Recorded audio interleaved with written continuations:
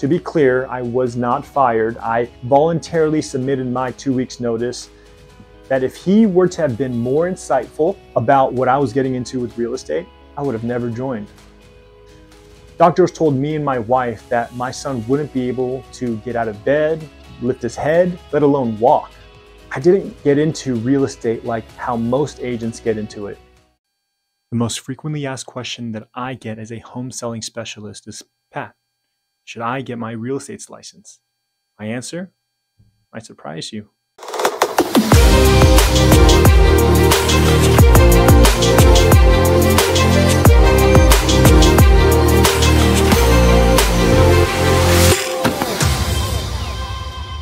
Hey guys, and welcome back. Today, we're going to pivot from my typical homes and solar frequently asked questions episodes, and I'm going to reveal my response to the million-dollar question, should you become a realtor? So let's dive in. Whenever someone asks me this question, I take a deep breath, and I tell them very clearly to talk to at least 2 or more other seasoned realtors after me, if they haven't already, that is. Real estate is incredible. It's served me and my family well. I'm very grateful for what real estate and solar allows me to do. I get to control my own schedule, allowing me to do what I'm passionate about, which is mentoring young people throughout the week. I don't have to ask for permission from my boss to take my family to the zoo on, say, a Tuesday. And yeah, just ask my CPA. There are tax benefits to being self-employed. And in my opinion, most importantly, I get to spend almost every morning with my 3 babies, watching their milestones, which I otherwise would have pawned off to their daycare teacher, telling me and my wife secondhand about how our babies took their first step or spoke their first word. But it's not all rainbows and sunshine. And I mean, statistically speaking, for 9 out of 10 people, real estate is a nightmare. I touch more on that later on in the video, so stick around. But before I go any further, please smash that like button and subscribe if you haven't already, because it encourages me to make more videos when more of you find this channel helpful. And in return, here's a picture of an adorable squirrel. Okay, that's enough of that. Let's get back at it. For you to get a full picture of my journey with real estate and being self-employed, I want to take it back a little further. I initially came to the Central Valley back in 2013 when Fresno State's football team recruited me. But unfortunately, you wouldn't have seen me on the field because I was medically retired shortly after due to an MRI that revealed an issue with my spine. I'm originally from the Inland Empire, and for you basketball fans out there, you'll know my hometown, Chino Hills, because of the Ball brothers. And no, unfortunately, I can't get you an autograph because they were long after my time. But after I graduated from Fresno State with a degree in economics from the Craig School of Business in 2015, I was able to land a corporate job working for a local company the week after my graduation. And I was excited because, among other reasons, I grew to love Fresno. The people, the ag, the culture, the pace of life, the proximity to the best places California has to offer within a reasonable drive, it was hard to say no. And selfishly, I didn't want to go back under my folks' roof. I wanted to make a name for myself. But I digress. Just 9 months into my job, I suddenly had to resign with no backup plan. To be clear, I was not fired. I voluntarily submitted my 2 weeks notice. And I won't get into the details here, but a few months after I left, something really bad happened with management. And so that was my confirmation that my conviction was right, and I left at the right time. After my resignation, and remember, I said I didn't have a backup plan, which I don't recommend to everyone, but it was just a decision I had to make as a man. So I was unemployed and had no financial support coming in. I was surviving off of my savings. So I applied and interviewed with other companies, but companies didn't want to hire an inexperienced kid straight out of college. So I went unemployed for almost 4 months. And in the midst of searching, I happened to sit down with a friend who over time sort of became a motherly figure. And by her helpful nature, she suggested that I meet her son-in-law. Her son-in-law had been selling homes with his dad for almost 20 years. And since I didn't have anything better to do, I decided to meet with him. And obviously, you and I both know what happened next. Quick fun fact. Now I'm getting ready to get my broker's license here shortly. Almost a decade later. Wow, how time flies. But I have to tell you that for years I joked with him that if he were to have been more insightful about what I was getting into with real estate, I would have never joined. And here's why. For those of you who have followed me since early on in my career, real quick, shout out to you. Thank you. You know that my son has quite the miraculous medical story. And by God's grace, my son is beating all odds. Doctors told me and my wife that my son wouldn't be able to get out of bed, lift his head, let alone walk. But fast forward to today. We just came back from his t-ball game. And his favorite activity is swimming. And he does both without anyone or any supporting gear helping and supporting him. With a t-shirt on, you couldn't tell that he had over 100 procedures and operations before the age of 2. So you can't tell me that miracles don't happen.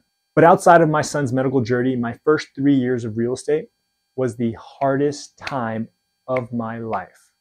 Hey there. First, thank you for tuning in. And if you haven't already, please smash that subscribe button. Your support fuels our mission to educate and empower everyday people in one of the largest investments most of us make in a lifetime. Remember, knowledge is power. And together, we're redefining the narrative of real estate and solar for everyone. Don't miss out. Subscribe today. You see, I didn't get into real estate like how most agents get into it. But allow me to preface this next part by saying there are definitely exceptions. And what I'm about to share is not a rule, but in my experience, majority of realtors in the industry have either had family in the business before to help them along, or they get their license later on in life when their life has slowed down for them. Maybe their kids have grown up and left the house, and it provides some extra cash flow. Stick around. There are some supporting research statistics that support what I just shared with you. And I'll include that link in the description below. But again, I know plenty of agents who have come into the business in other ways than this. I'm just sharing my point of view. Now, how does my story differ? My first year of real estate, I think I made less than $5,000. And no, not per month. I mean the entire year. Remember, I wasn't born and raised here in the Central Valley. I didn't have 12 to 15 years of past teachers and coaches and friends and neighbors who I grew up with to start an organic stream of potential clients. The majority of my friends in Fresno were on the football team, and they were from all parts of the state and country. And many of them were leaving. But let's say they weren't leaving. How many kids you know straight out of college can afford to buy a house? I think you see my point. As you can see, my journey into real estate was quite the trek. Again, not taking away from anyone else, but I didn't have any other options really. Going back home wasn't an option either, not for me. I wouldn't have been able to look myself in the mirror if I went back under my parents' roof. I wanted to make a name for myself. I wanted to make my parents proud. So it's not that I intentionally discourage people who ask me about becoming a real estate agent. I'm just a realist. And I can only speak from my experience.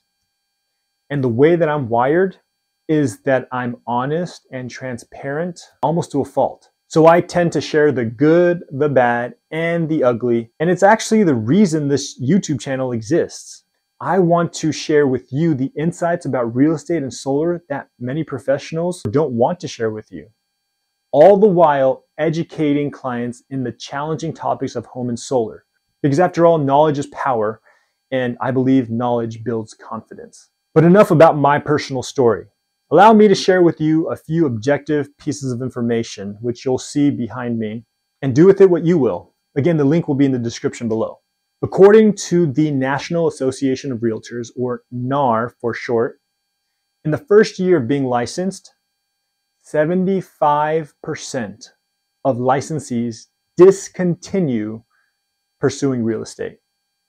And if you stretch that duration to the first 5 years, that stat increases to, get ready for this, 87%.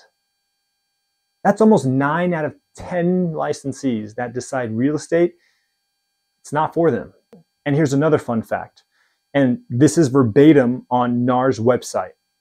The typical realtor is a 60-year-old white female who attended college and owns a home. But some of you might be wondering, what are some of the financial costs into getting licensed? No, these numbers aren't exact, and it's been almost a decade since I first got into real estate, so my numbers might be a little skewed. And keep in mind, these numbers vary depending on the state that you're in.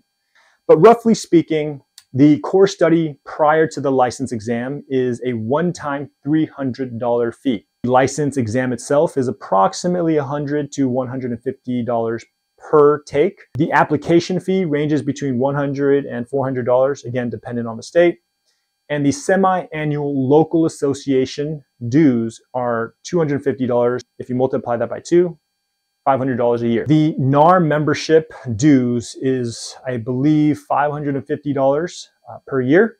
And depending on what office or brokerage that you hang your license with, the monthly desk fee can be roughly $100 to $200. And marketing, which is completely subjective and up to you, you can range, I guess, anywhere from $10 to, I don't know, $8,000. I just threw that number out there. So as an approximate summary for the one-time expenses, that's around $500 to $800 non-refundable. For recurring annual dues, it's roughly $1,000 per year. Keep in mind, this is regardless of whether you sell a home or not. For monthly real estate related fees, it's around $100 to $300. And I didn't include the electronic keys to access the lockboxes, which is called Supra. The apps like QuickBooks, Zoom, Dropbox, or the CRMs for keeping track of your database. The marketing and advertising can range depending on how much you want to do. I personally average right around $3,000, give or take, per year. But I'm strange in that I don't buy leads from other companies or cold call lists, which can cost thousands of dollars per month. I depend solely on relationships and word of mouth, and also this channel to generate my referral-heavy business. With that said, I want to quickly give a shout out and thank all of my clients who have supported me and continue to trust me with all your real estate and solar needs. And with that, I'll end this video here. Hope this was of some value to you. Remember, for all things real estate and solar, Pat Kim, signing off.